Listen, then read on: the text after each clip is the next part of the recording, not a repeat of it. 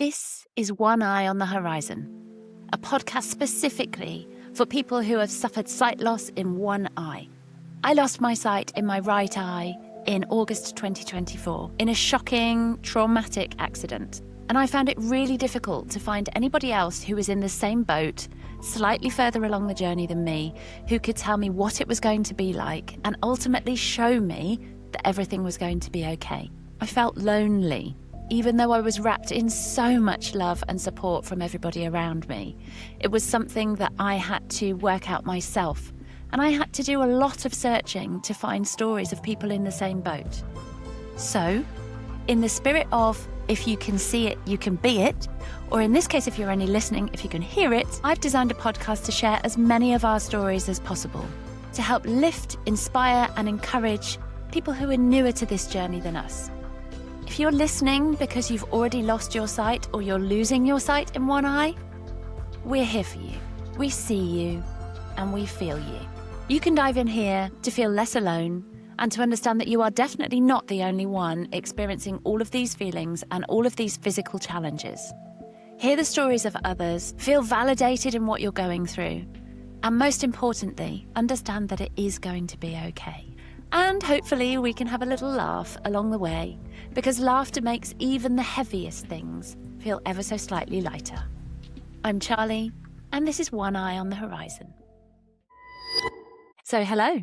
Today we're welcoming a chap called Andy Bounds. He is an incredibly inspirational person to talk to. He lost sight in one eye when he was 10 years old, so can't actually remember huge amounts about the depth of what it was like to lose that vision. But what he does talk a huge amount about is how we can positively influence our mindset, how we can get through difficult times, how we can use things to our advantage, regardless of what's happened. He has a mother who's completely blind, and that gives him a really unique perspective on the world, regardless of his own partial sight loss. I know you are going to find this so incredibly useful and fascinating. So let's dive in. Hello, Andy. Thank you for joining. Hello, Charlie. It's nice to be here. So, the way I usually start the pod is to ask somebody to explain what their sight loss story is. And I know yours goes quite a way back to your younger years. But do you want to let us know how sight loss has affected you? Yeah, sure. So I went blind in my left eye when I was about 10. So we have a hereditary genetic disorder, I think it's called Stickler syndrome in our house. So mum has it. She's totally blind. So she lost sight in both eyes when she was about 8. I lost sight in one eye when I was 10. As medicine improves, 3 of my 4 children have it, but they can now do preventative surgery and they haven't lost theirs. So I'm the only one. My superpower, I'm the only Bounds who has the one eye thing. So yeah, and what happens is with Stickler syndrome, the retina at the back of the eye, the thing that gets the images and so on, it can tear and it can detach. And they didn't know a lot about it when mum was little. They knew a bit more about it when I was little. Now they know pretty much everything about it. Now my children, when they were little.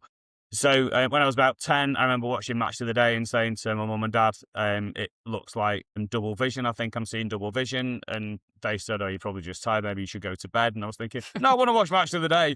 And it turned out that my retina had detached and we hadn't realised. And then we went to the doctors who goes to check these things, and I said, yeah, I'm sorry that you've had it. And I got sent down to Adam Brooks Hospital in Cambridge, and what they did is they tried to save that eye, but it was too late because it detached ages ago, because I've been complaining about double vision for ages, you know. Right. But what they did is they sealed down the retina in the other eye. I sacrificed a bit of sight, but in doing that, it meant that I could still see in the right eye. So that's how it all came about, really. I don't remember it a lot because I'm 56 now.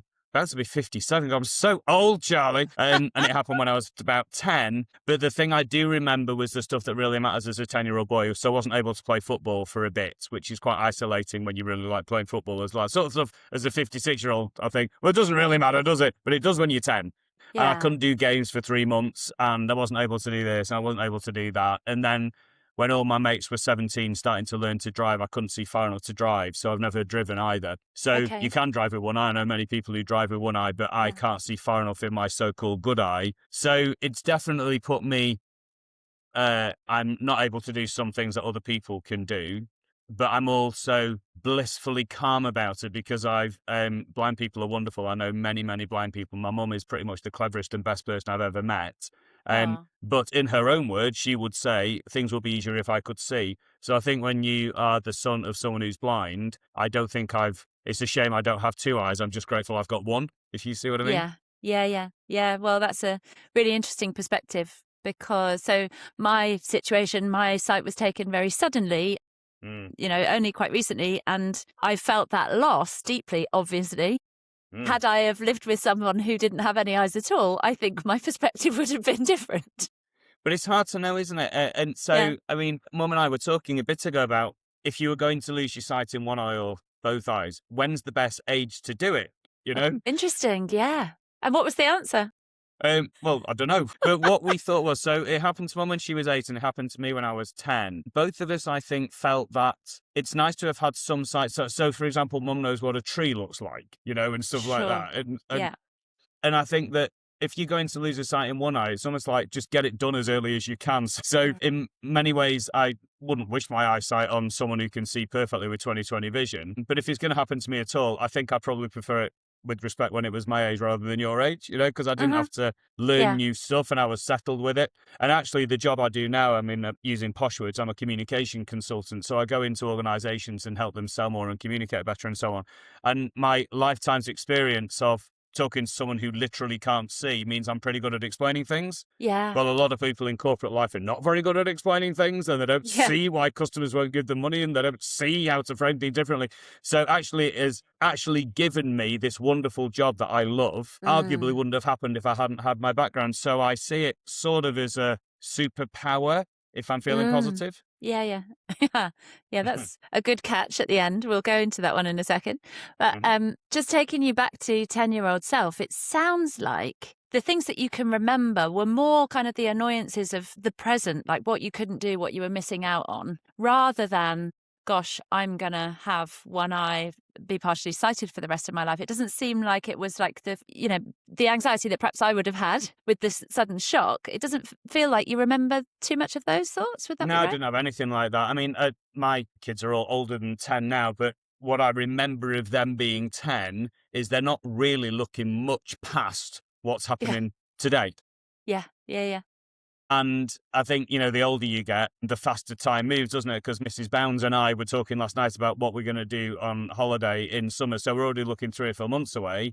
Yeah. None of my children are looking 3 or 4 months away because you just don't. So I think when I was little, I wasn't thinking, the thing you've just said, it just didn't come in mind. I just thought, I can't play games tomorrow and that's not fair. So I don't want to belittle the trauma you can feel as a child because that was not much fun. And I think, if anything, I did find it harder when I was 17 because I was thinking, I remember going for a job interview and the interview went really well. And the lady who interviewed me really liked me and said, you're the most charismatic person we've seen. We'd love to sign you up. 2 minutes later, we both found out that I needed to be able to drive and she found out that I couldn't. And I suddenly have, it stopped me playing football when I was a kid. It stopped me driving when my mates were driving. And now it stopped me getting this job where someone's just said I was ideally suited for it. So there have been some times where I thought, how's this going to impact?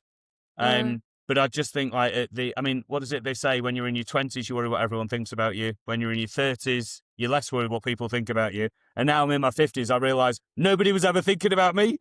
So... Yeah, lovely. I do feel quite comfortable just because I've had it for a lot longer. So you're 2 or 3 years in, I'm 46 years in. So I think that probably has a bit of a difference. Yeah.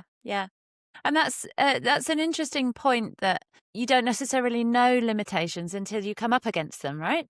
Yes. Have you come up against anything else? Yes, I would think so. I mean, there's some things which are more important than others. So we'll do some trivial ones now. If I look over my left shoulder, I can't see it. I managed to get over that one. That was fine. If I'm watching TV, sometimes if you're watching a drama and someone texts something or there's a newspaper headline and I just can't see what it says. So if I'm watching a drama and I've got Mrs. Bousman, I go, what does that say? She's just used to it. She goes, it just says that. But if I'm watching stuff on my own, sometimes I have to stand really near the telly. So this is not life-changingly bad, Charlie, but these are the things. I remember when I saw Avatar, actually. When Avatar came out, it's in 3D. And my kids were yes. ducking out of the way of all these flying bunchy things and everything. And I just thought it was just like a big... In fact, that was really irritating because I had to pay for 3D glasses, otherwise it was blurred. And it just kept it in 2D. So I paid more to watch the 3D film, then had to spend an extra £1 just to keep it in 2D than it would have been anyway. So that might have been... I've had a very similar experience in a 3D film. I felt really irritated by it as well because I think it's not a difficult thing for cinemas who are advertising 3D films to write a sentence that says, if you can only see from one eye, this won't work for you. Mm-hmm. Yeah. But Yeah, I spent the whole film watching a blurred film. Yeah. Yeah. It's really weird, isn't it? And you just don't... I mean, these are the things I imagine that the hospital didn't tell you because... And those magic eye pictures, I mean, they just don't work at all. But I remember when taking one of them, I don't know, 2 or 3, and they're doing eye tests. Obviously, all our kids have loads of eye tests, as you'd expect. When they were 2 or 3, and they did one of those magic eye pictures, and I think it was Maya, child 3, she started trying to get hold of this floating 3D thing, and I thought, what's she doing? Because I couldn't see it. I just thought, why are you suddenly doing this weird thing? I think probably the thing that's had the biggest influence has been the not driving, really, because that's pretty inconvenient. And when the kids were little, that's a pain, that is. So whereas I do feel it's a bit of a superpower and it's helped me be really good at my job, and I really love my job. It's like my contribution is my family and my job, really. So on my gravestone, when I go, it'll say he loved his family and he loved his job. So it's given me this wonderful job and it's helped me with that. What other gifts do you think have been in there? Just an absolute passion for trying to see the world through someone else's eyes, whether they have 2 eyes or 1 eye or not. I'm just nerdily interested. I remember as a kid, if I saw someone explaining something to mum and she didn't quite get it, she would almost be a bit embarrassed because she knew the person was trying to explain it. She didn't. She was a bit embarrassed, and they were a bit embarrassed, and there was a bit of discomfort all around. And there's this little sort of 7, 8-year-old boy thinking, God, if you just had said that, my mum would have got it, and you both would have been happy. You know, if you just had changed it. And so if you just... And that's actually my job now. Work with a really big sales team. God, if you just had said it differently, then the customer would have given you £4 million. And so it definitely has a passion for it. And when people talk about things like sales or communication, and they say, what do you think a really good salesperson is like? How would you define it? You know, most people will say, garrulous, and they've got a gift of the gab, and they're extroverts and all these things. I don't agree with that. I think really good salespeople are passionately interested in improving the other person's life. They're passionately interested in improving the other person's life. So when they talk to them, they're just thinking, yeah, but what will make your life better? And this thing is like sticker rockets right through me because of the experiences of having a blind mum. Like, what does she need? Like, how can I make her enjoy it? She's cleverer than I am, so she doesn't need stuff dumbing down. She needs to be able to catch up because she just can't do something that I can do. Yeah. It's a physical thing rather than a mental thing, for sure. Fascinating. You touched on earlier, and I said good catch. You said, on good days, I think of, I can think it's a gift. My superpower. Yeah, superpower. If we imagine somebody might be listening to this who's not having such a good day. Yes. Who might be struggling to accept where they are with sight loss, whether it's been degenerative or sudden. What advice might you give them? Okay, so I'm really happy with this question. And there are lots of things that you can focus on. I'm just going to go through some random things. Yeah.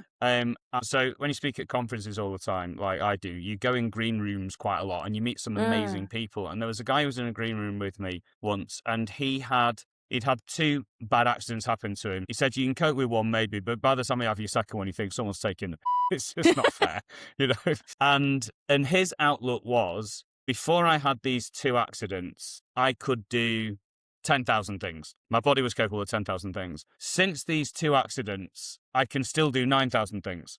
So why would I spend all my time talking about the 1,000? And it reminded me of a relationship counsellor I heard someone say once when she said, I said to my husband, she was an American lady, my accent's not very good, I'll try it. I said to my husband, what percentage of our relationship do you think is pretty good? And he said, about 80%. And she said, so why do we keep talking about the 20%? And I just thought that was such a beautiful way to say something. It is so easy to focus on this and only this. And it is important, and I don't belittle it at all. And we have all had bad days. We all have had bad days. My first love of my life dumped me because I couldn't drive. And that was crushing. It's her loss. I'm sure she's regretting it now. Poor lady, this successful woman who's had a wonderful life in every way. They could have had bouncy love though, so I'm sure she's wishing that. So you do have your bad times, but I just think there are so many amazing people, and any sort of trauma you go through, it's trying to focus on the 9,000 things you can still do. I know you think everyone is talking about you and looking at you and thinking you're a bit odd and so on, but they're actually probably not, because they've got their own stuff going on. I have a mentality. I once read about this, Charlie, by Walt Disney. The senior management team when Walt Disney was around used to say he had a very much a yes if approach to life. So can we build Disneyland? Well, yes, if we get somebody else to pay for it, and yes, if we find the land, and yes, if there's good transport links, and yes, if there's good TV advertising, and yes, if we had the world's best expert, and yes, but Walt Disney said that most people have a no because attitude to life. Like, can we build Disneyland? Well, no, because we can't afford it. No, because we don't own the land. No, because we don't have the world's best experts.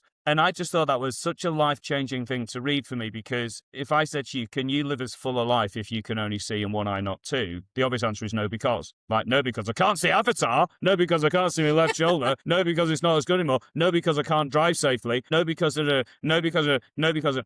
And then you think, well, hold on, can I have as full a life? Well, yes, if I can just sometimes spend every day thinking, just think of one thing that's gone well today. Yeah. I'm not saying can I see, because I can't see in this eye, but yes, if I can focus on good stuff. Yes, if I can speak to people who love me, and if I feel down, say, can I just have a hug? That's fine. Yeah. Right? Yes, if you remember that people don't love you because you once had two eyes, that was the only thing you had going for you, and now one of them's gone to think, right, I'm out of here. Yeah. And this attitude of yes, if, I mean, one of the most useful things I've ever done in my life is I remember getting, it wasn't about sight loss, but it could have been, getting three things. It was a piece of paper and a pen and a cup of tea. And what I did, Charlie, is I thought, by the end of this cup of tea, I'm going to have written down 20 yes ifs to help me deal with this challenge. Oh, wow. Yeah. I like that.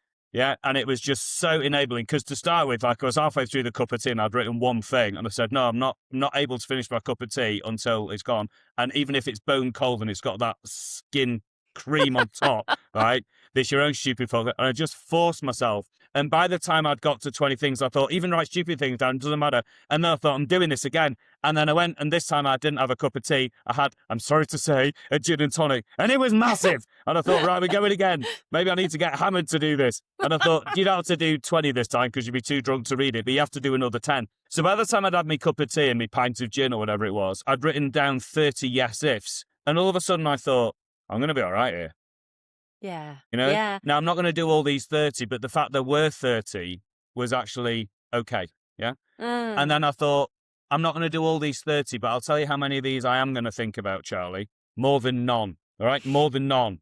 Nice. So I'm going to list 30 reasons why this thing, which I think is only terrible, like, I've written 30 reasons why it might not be terrible, and now I'm just going to focus on more than none of them. So what it is, I'm not going to think about the big life chat, just what's a really simple, easy thing I can do right now, right? Yeah. And it could be with the sight loss thing that the easy thing you're going to do right now is find someone who loves you and you love and say, can I have a hug? That's fine. I can do that. It's not going to change my life. I'm not going to be able to see better. I can't see bloody Avatar, he says, not that he's got a chip on his shoulder that he can't see anyway, right?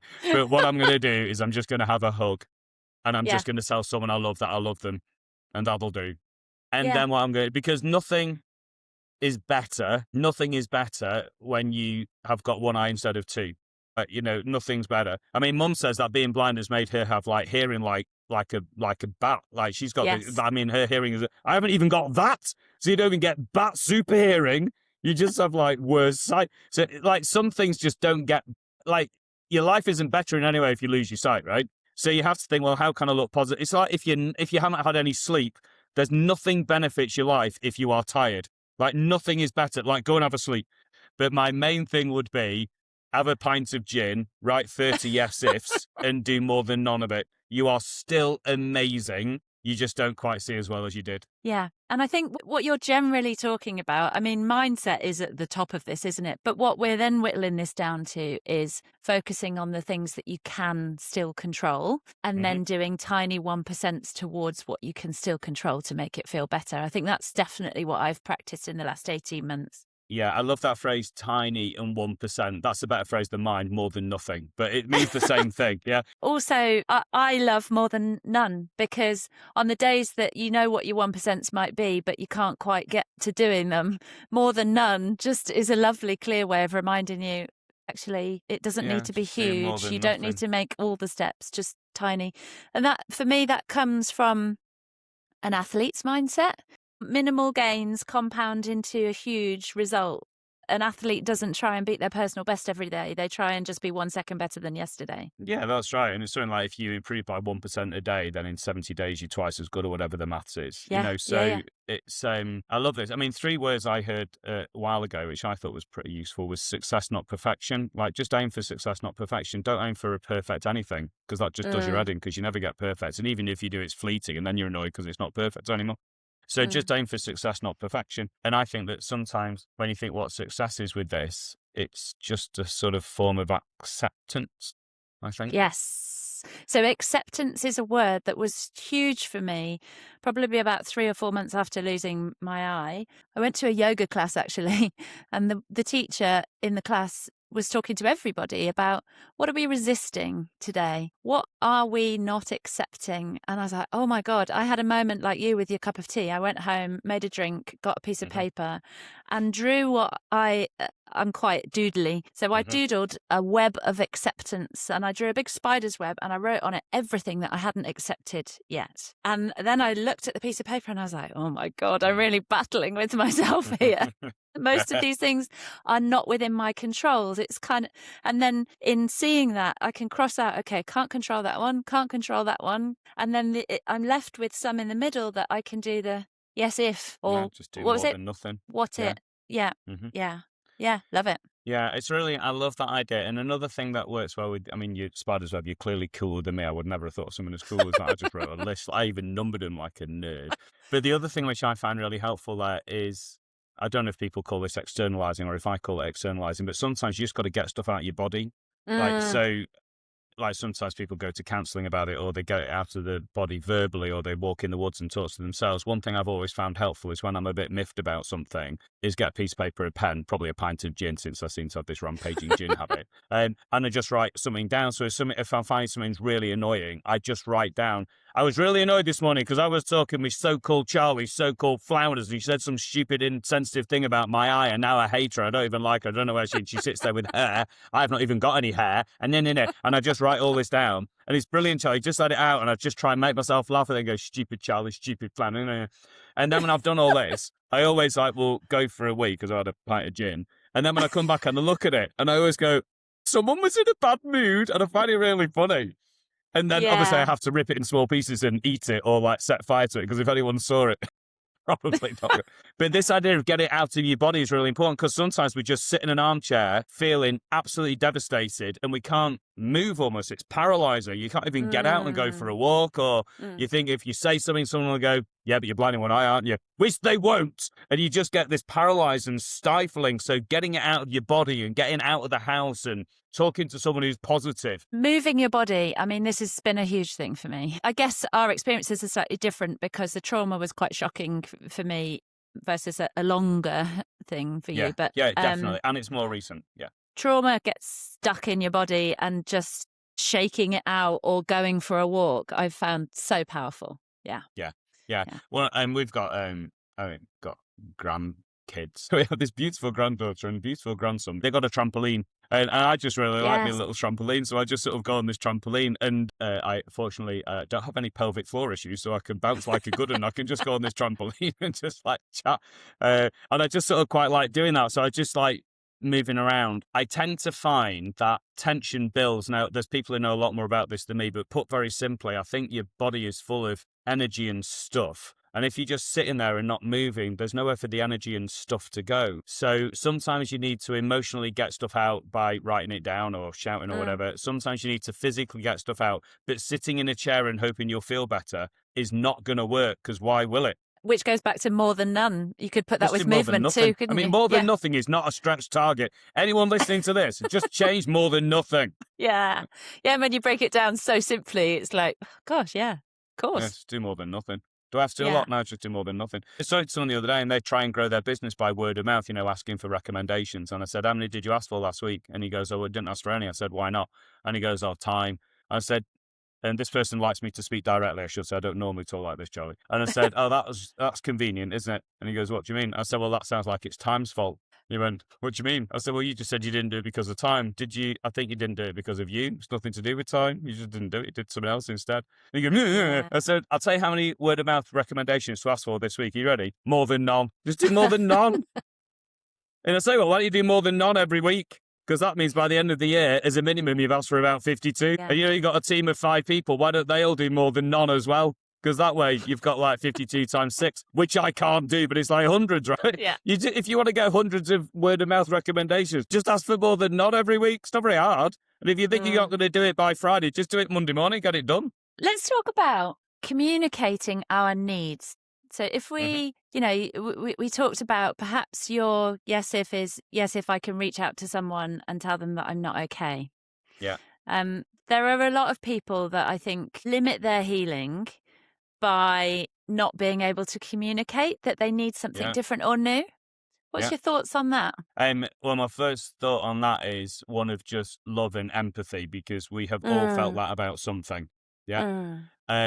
And I think this great work you're doing with these podcasts, it should be obligatory listening for anyone, because you might not have lost an eye, but you have lost something. Everyone's lost something. And this stuff about thinking yes if and having your pint of gin, actually maybe not that one, but going for a walk and seeking love and doing more than nothing. This is good advice for anybody in any walk of life. Right? Yeah. So what we want to do is we want to do things that feel okay. So one of the things I found is one of my friends is, you'll be able to probably guess which gender this friend is. One of my friends is very good, if I talk about my feelings, at providing a solution I didn't ask for. Right? Yes. Okay, so this lad I know. Yeah. And what will sometimes happen is if I say, oh, I'm feeling a bit down because of my eye or whatever, this person would not say, how awful for you, how do you feel, let's talk about your emotions. They would say, I'll tell you what you want to do, get yourself an eye patch and then everybody will know that, and they could call you Pirate Pete and you'll feel way better. So they just give me advice. I'm not asking for advice. And so I think sometimes it's being careful who you speak to, because sometimes what happens is you might speak to one of your mates who might be one of these who goes, I'll tell you what you need and give you a solution. But sometimes you just want to talk about your feelings, right? And so it's being a bit selective with who you speak about. I don't want this guy I've just talked about to feel bad that he's made me feel worse by giving me a solution I wasn't looking for. In some ways, that's a bit on me, because I shouldn't have gone to him. If I wanted someone, I should have gone to my mum and sat on her knee and said, like, can we have a chat? Yeah. And so it's a little bit like, without trying to oversimplify stuff, you've got like emotional things and you've got practical things, and some of your mates are really good at talking about emotions and some of them are better at talking about practicality. And so it's just having a bit of a think, really. And I might really wish that Mrs. Bounds was good at X, not Y, but if she's not good at X, not Y, that's not her fault. And so what I should do is go and speak to someone who's good at X. And so I just love this idea about, what do I need right now? Like, what do I need? There's nothing wrong with needing stuff. If you're hungry, you need food. If you're thirsty, you need some water. And if you're a bit sad, you need somebody who you can cuddle up with. Or if you want a solution, you might want to go and speak to someone who's really practical. So it's like, what do I need? It is fine to need stuff. You are allowed to need stuff. Now you've lost the sight in one eye, all right? You're not like subhuman all of a sudden. If anything, you need more love than you did a bit ago, right? So that's okay. So what do I need? And where and how is the best place for me to go and get it? And then just go and have a lovely chat with the right person. That's okay. Yeah, lovely. Yeah, the words that are springing to mind from this for me are self-responsibility. And you mentioned earlier, I could be blaming something. I could be blaming time, your man who wasn't asking for enough referrals. And I think it's quite easy when you're feeling low, especially if you've been through something big, to blame the thing and become the victim of it, and that almost become the excuse for why you're feeling the way you are. But I think what we're highlighting here is we can be responsible for our feelings. We can work on acceptance and then think about what we need and go out and do something about it. That's right. And both those things are true. So we're not saying if you feel sad or resentment, that's wrong. We're not saying so absolutely feel sad and absolutely think you've been unlucky. And if you've just been standing 3 inches to the left, all those things, right? We go through all those things, right? They're all fine. And at the same time, we can do more than nothing about it. I loved your use of and then. So this is something that I'm quite passionate about, is vocab, the use of and instead of but. Yeah. Well, they say, don't they, in a sentence, everything before but is bullshit. Right? Yeah. You're a charming man, but I'm not going out with you. Yeah. Yeah. Okay. Yeah, it cancels it out. And you just did it so beautifully then. Like my example that I share with people is I could say, I had a really horrible accident, but I'm grateful that I'm still here. Actually, I had a really horrible accident and that still stands. It was terrible, And I am grateful that I'm still here and then they both stay. Yeah, that's right. And they're both absolutely fine. Yeah. Yeah. I love this chat, by the way. This is really nice. I can tell you have gone through a lot. And I hope you're finding this chat useful, because I really am. I mean, I know you're here sort of interviewing me, but I'm just sat there thinking, God, she's dead good, Charlie. I've made loads of notes, even though it's me who's supposed to be being interviewed. So keep going, Charlie. I might not need me pints of gin at this rate. Thank you. This is a joke by everyone. I don't actually have a pint of gin before you Watch the video. He doesn't. That's right. You got a bit slurry at the end. Yeah, thank you for that. What I would say is a lot of this stuff I haven't done on my own. I've sought professional help. I've had a huge amount of trauma therapy, done EMDR, which I found so incredible. And I'm now at a position where I can realise some of this stuff and chat to you about it. But I know that not everybody has that in that short space of time. And that's partly why I love setting up these conversations, because, you know, if people can't get the therapy themselves, at least they can hear our stories, and that maybe we can sow small seeds of thoughts and inspiration that help them change things that they do going forward. Yeah, absolutely. And anyone listening to this who thinks, I'd really like to just have a chat with someone who could be just really non-judgmental and I could just basically use them as a piece of paper to write my stuff down, I'm really happy to be that person. So, because I'm sure you are as well, Charlie, right? There's a load of people listening to this who go, yeah, but it is different for me. And I think there is a feeling of, yeah, it is different for me. As my son said to me the other day, you don't know what it's like to be a 12-year-old boy. You've never been one. So I think sometimes there is this feeling of, I know what Charlie's saying, I know what Andy's saying, but it is worse for me than it is for them. And it might be, I don't know anyone's situation here, but sometimes it's just really useful to have a chat with someone. And sometimes you have a chat with someone who doesn't know you. And so anyone listening to this, like, you just have my permission, like Andy Bounds, like, you find me on LinkedIn, give me your phone number and we'll just have a chat. If you want to, I would really love to have a chat with anyone, because sometimes it is just worth just having a little conversation, even if it's just for 5 minutes, going, bloody hell, this is hard, isn't it? And I go, yeah, it can be, but have you thought about? Yeah. And if, what is it? What? Yes, if. Yes, if. Yes, Yeah. if. Yes, if. Yes, if. Yes, if. Yes, if. Yes, if. Can we? So you start your question with the word can. Can I accept this? Yes, if, da-da-da. Can I, da-da. I'll tell you one more thing. Have I got time to do one more little ranty thing? Is that all right? Please. Okay, so you might have heard of it, or people listening, I think Hertzberg talks about what he called hygiene and motivators. So a hygiene factor is something that it pisses you off if it's not there. But if it is there, you're not super motivated, you're just not anymore. So let's say the room you're in at the minute, Charlie, you think, God, it's a bit hot in here. I hate how hot it is in here.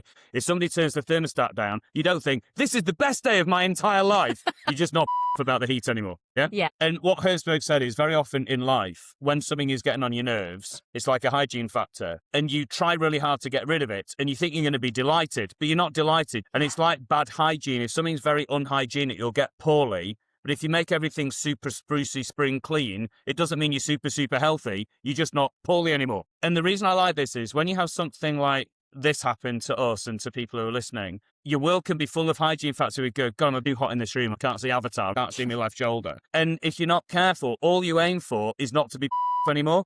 So it's great. I can see Avatar now without bursting into tears. That is not a very high height to aim for. So yes, I want to stop being off, but what I really want to do is get to the happy place where I can actually be in a really good place as well. Yeah. So number one, try and do what we can, take positive steps, go for walks, go for cuddles, talk to me, talk to anyone, do whatever you need to do. It's fine to be off, but ultimately, if someone says to you in your deathbed, well, how was your life? And you go, well, it's not as crap as it once was. That's not a very high height. Yeah. So definitely go through the hygiene factor stage. But the next thing is like, how can I use this? So as I said before, and this is no exaggeration, my favorite thing apart from my family is my job. And I would not be doing this job if I hadn't had the eyesight challenges within the Bounds household. And my favorite story about all this is when I wrote my first book, I dictated it and my mum was typing it so she can touch type. And we had agreed that we were going to talk about her story in the book. And I always cry when I say this story. Oh. And she was typing and she could hear her son talking. And I was talking about her. And as she was typing, she stopped typing and she started crying and she said, I've never wanted to be blind, but I've got used to it. It's fine. But the thing is, I never saw the point in it. Right? So I'm used to it. I never saw the point in it. And as I listened to my son talk about his job, and I realized that without my blindness, he wouldn't be able to do this job that he loves so much and help so many people, I suddenly realized I still don't want to be blind, but at least there's a point. Yes. Um, Oh, and I think sometimes that we can think there's no point to this sight loss. yeah. It doesn't benefit anyone. It just makes things so therefore the best that can happen is not that's not a good thing to aim for. But then we think like, what do we love? What can we like? And one of my yes-ifs was, I'm going to write down at the end of every day 3 things that I've been good about today. Even if it was, I Yes. enjoyed my tea. You know Yeah. what I mean? Just there has to be something that more than nothing. I quite like watching telly. That's fine. I went to bed when I wanted to instead of wasting time watching Netflix. That'll do. Just anything at all that you think, well, I've nailed that. Yeah. All of what you're saying is speaking to me so much. So I did lots of similar things. I heard somebody talking about doing a friction audit, and this is basically like your hygiene cleaning. So anything that feels like it causes friction in your life, how can you get rid of it to make space for filling that with Happy more things. joy? Yeah. And so I was like, right, okay, there's a ton of things that are causing friction at the moment. But when you write them down, you're like, oh, actually, none of them are too huge. I can do the 1% and I can get through them. And then it's after that. And it's partly why I'm sat here doing this podcast and doing some of the public speaking that I do, because that is my way of sprinkling positivity and making this into my shape and not letting it be in the control of someone else. I could have told myself the story, they've taken away everything from me. But actually, no, they took away something and I've gone and made something else because I want the joy back. It's just exactly how you've described it, really. But it's a process for sure, and we shouldn't minimize that process. Yeah, that's right. And no one is. And no one, I think, could listen to this and say we're minimizing anything. Like, it sucks and all that stuff. But it is also your superpower. I mean, I am really enjoying this conversation. You are cool. And there is no way that you and I would have spoken about this if we hadn't both been through the things. So it is a joyous thing that's come because of it, right? And you might say, yeah, but you still can't see Avatar, can you? And you go, yeah, all right, you can have an argument about it if you want. But there were 10,000 things that I could do, and neither are 9,000. And actually, it's 9,001 because I had this chat with Charlie, which wouldn't have happened. So it gives you new opportunities. You still can't see your left shoulder and you still can't see Avatar, but you're still brilliant. And the people who loved you will still love you. Yeah. And you're still wonderful. And those things are still exactly the same. Gorgeous. Lovely way to finish. I think we close there because everything that you've said has just been so powerful. So many golden nuggets there. And I think this will be really useful to someone that needs to hear it. I hope so. Well, thanks very much. It's been just a privilege to be here. So thank you. Wow. What a conversation that was. I feel filled with inspiration and energy for what I can go out and achieve now. Andy had just such a wonderful, positive outlook and wonderfully cheeky charisma. I just really enjoyed talking to him, full stop. But here are some of the things that also stood out for me. Having one eye is better than having none at all. Something that he knows vividly because of his experience with his mum having no vision whatsoever. Feeling better about your situation of sight loss is a choice that you have. We can take self-responsibility to deal with what we have, stay in the areas of our own control and influence them in a positive way, not just to get back to ground zero of feeling okay, but how do we bring more joy back into our lives? And I really loved the tool that he used, which was, can I?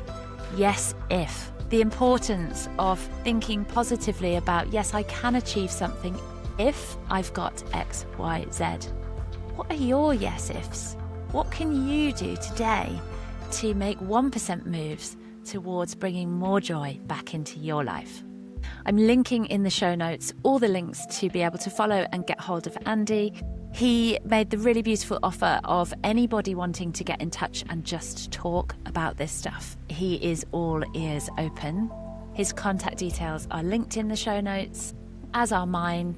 The door is open with me too. And we just both really hope that you found some juicy nuggets in this interview. So that's it for today. Please join us again next time. I'm Charlie, and this is One Eye on the Horizon.